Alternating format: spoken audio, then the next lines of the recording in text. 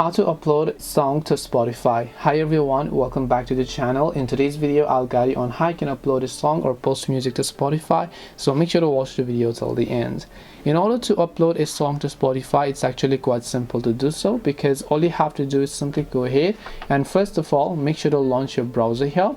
Go to artist.spotify.com. I'm also going to make sure to drop a direct link down in the description box below. Once you go to artist.spotify.com, you're going to be able to see this type of interface, where what you need to do is just tap the three lines option from the top right and then just tap on this option over here that says get access.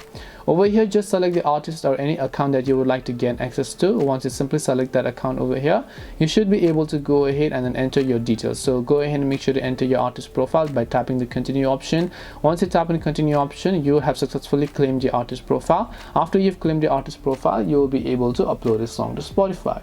This way you can upload a song to Spotify or put music on Spotify. Hope this video was very helpful. If you have any questions, feel free to leave them down. Thank you for watching till the end of the tutorial, and see you soon in the next video.